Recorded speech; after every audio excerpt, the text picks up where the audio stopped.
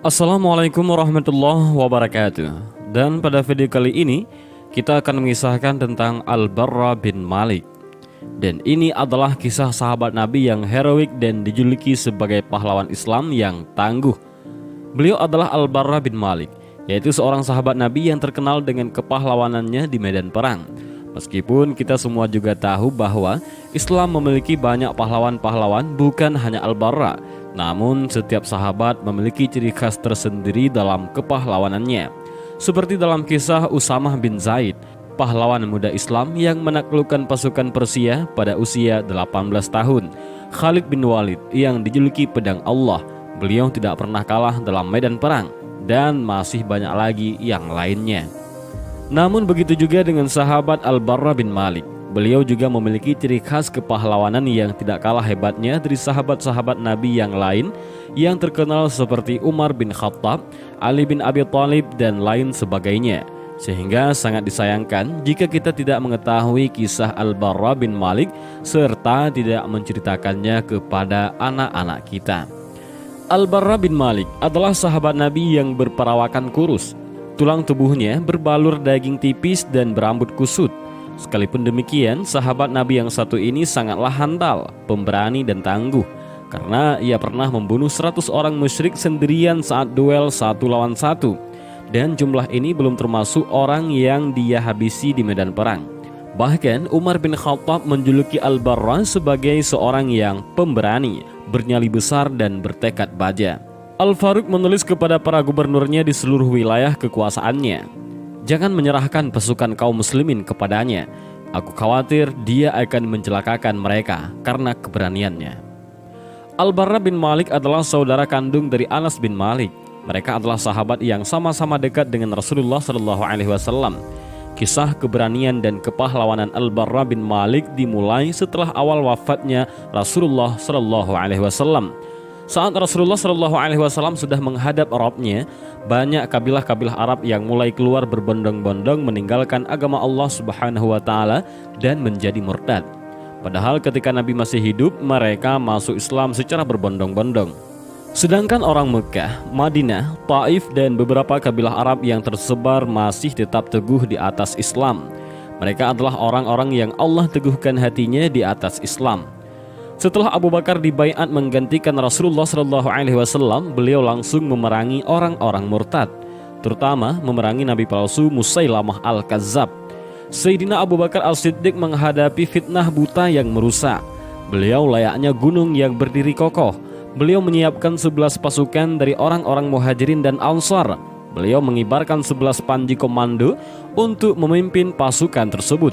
Lalu beliau mengirimkan semuanya ke segala penjuru Jazirah Arab untuk mengembalikan orang-orang murtad ke jalan petunjuk dan kebenaran, untuk membawa orang-orang yang menyimpang dari jalan yang benar dengan tajamnya pedang, terutama orang-orang murtad yang paling besar kekuatannya, paling banyak anggotanya.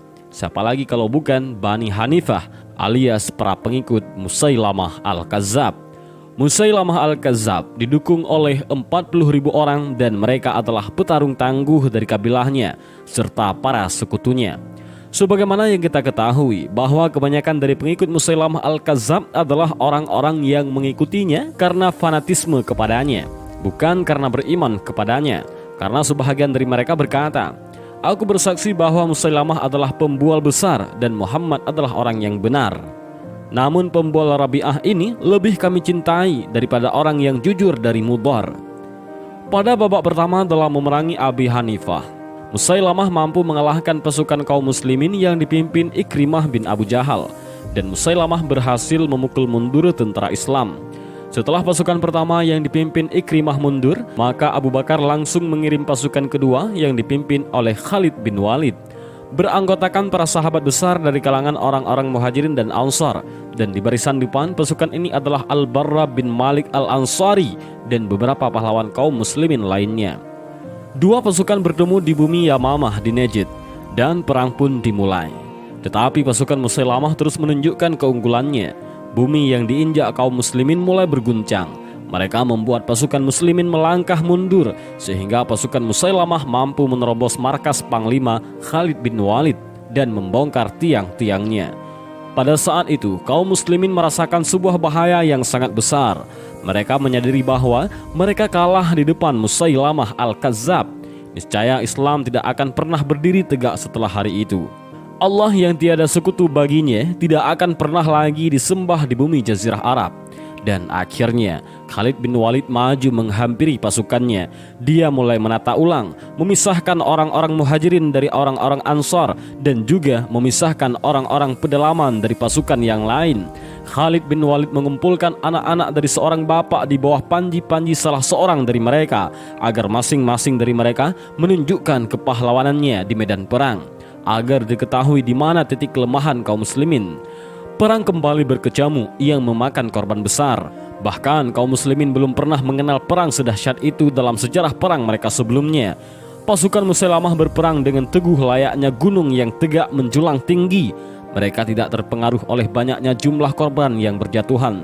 Mulai dari sinilah kaum muslimin memperlihatkan kepahlawanan mereka yang sangat mengagumkan.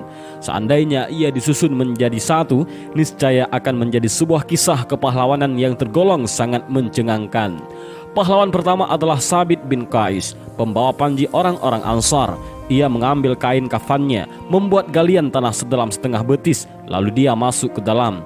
Dia tetap berdiri teguh di tempatnya, berperang membela panji kaumnya sampai dia tersungkur sebagai syahid. Kemudian Zaid bin Al-Khattab, saudara Umar bin Khattab, juga memperlihatkan kegigihannya. Dia memanggil kaum muslimin, "Wahai pasukan Islam, gigitlah gigi geraham kalian, tubaslah musuh kalian, dan majulah tanpa mengenal rasa takut. Wahai tentara Allah, demi Allah, aku tidak akan berbicara setelah kalimatku ini selama-lamanya, sampai Musailamah itu dikalahkan, atau aku mati untuk bertemu Allah. Lalu aku akan menyampaikan alasanku kepadanya." Kemudian dia maju berperang melawan musuh sampai dia gugur sebagai syahid. Yang ketiga adalah Salim, mantan hamba sahaya Abu Huzaifah. Dia pembawa panji orang-orang muhajirin. Kaumnya khawatir dia akan goyah sehingga tidak kuat memegang panji. Maka mereka berkata kepadanya, "Kami takut diserang melalui dirimu."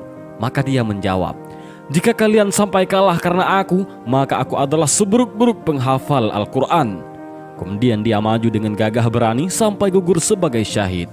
Akhirnya puncak kepahlawanan mereka semuanya tampak ada pada Al-Barra bin Malik. Khalid radhiyallahu an melihat bahwa peperangan semakin sengit dan mencapai puncaknya. Pada saat itu Khalid menoleh kepada Al-Barra bin Malik dan berkata, "Majulah wahai pemuda Ansar."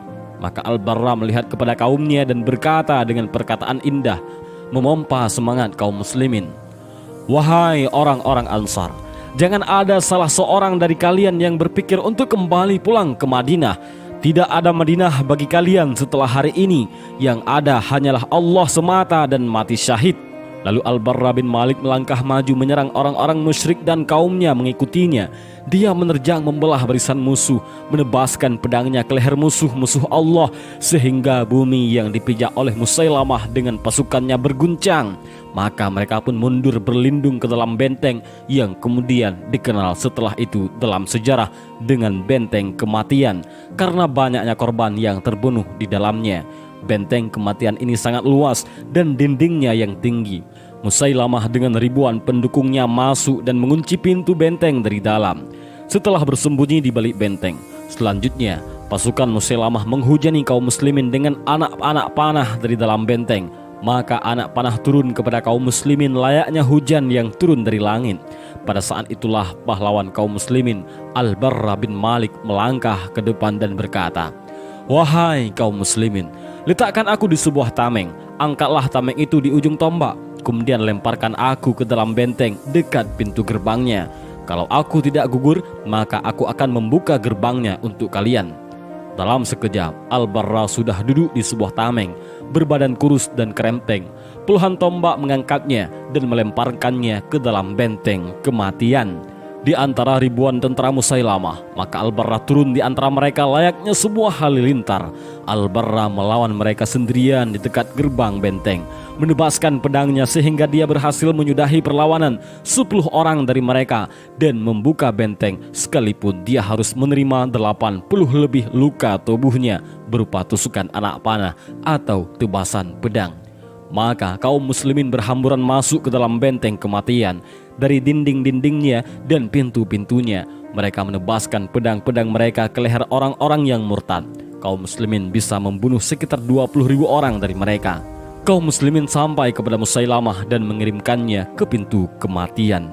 Setelah semua selesai, Al-Barra dibawa ke tendanya untuk diobati luka-lukanya. Khalid bin Walid menyempatkan diri untuk tinggal selama 1 bulan di Yamamah dalam rangka mengobati luka-lukanya, sehingga Allah memberinya kesembuhan dan menetapkan kemenangan bagi kaum muslimin melalui kedua tangannya. Meski sudah memenangkan perang melawan Musailamah, Al-Barra terus mencari syahadah. Dia terus menurjani perang demi perang. Dia sangat ingin mewujudkan impian besarnya, rindu ingin bertemu dengan Nabi yang mulia, Rasulullah Sallallahu Alaihi Wasallam. Dan tibalah kini saat penaklukan kota Tustara di negeri Persia. Orang-orang Persia bersembunyi di salah satu bentengnya yang sangat tinggi. Maka kaum muslimin mengepung mereka dari segala penjuru seperti gelang mengelilingi pergelangan tangan. Pengepungan berlangsung lama. Orang-orang Rusia merasakan beratnya pengepungan. Maka mereka mulai mengulurkan rantai-rantai besi dari atas dinding benteng padanya, tergantung kait-kait yang telah dibakar dengan api, sehingga keadaannya lebih panas daripada bara. Kait-kait panas ini menyambar kaum muslimin dan menjepit mereka. Yang terjepit akan terangkat ke atas, selanjutnya dia akan mati ataupun mendekat kematian. Salah satu pengait besi itu menyambar Anas bin Malik, yaitu saudara Al-Barra bin Malik. Al-Barra langsung memanjat dinding benteng, memegang rantai besi yang menyambar saudaranya. Dia melawan kait dan berusaha untuk melepaskan Anas bin Malik. Tangan Al-Barra terbakar dan mengeluarkan asap, namun dia tidak memperdulikannya, sehingga dia berhasil menyelamatkan saudaranya. Al-Barra turun ke tanah setelah tangannya hanya tinggal tulang tanpa daging. Dalam perang ini, Al-Barra bin Malik Al-Ansari berdoa kepada Allah agar melimpahkan syahadah kepadanya. Maka Allah mengabulkan doanya, di mana dia gugur sebagai syahid yang bangga bisa bertemu Allah. Dan semoga Allah memberikan wajah Al-Barra bin Malik berseri-seri di dalam surga, membuatnya tenang karena bisa menyusul Nabi Muhammad Sallallahu Alaihi Wasallam, orang kekasih yang paling dicintainya. Dan semoga Allah meridainya dan menjadikannya ridha, dan semoga kita pun dikumpulkan bersama orang-orang yang mulia. Dan itulah kisah Al-Barra bin Malik, seorang pahlawan Islam yang tangguh di medan perang.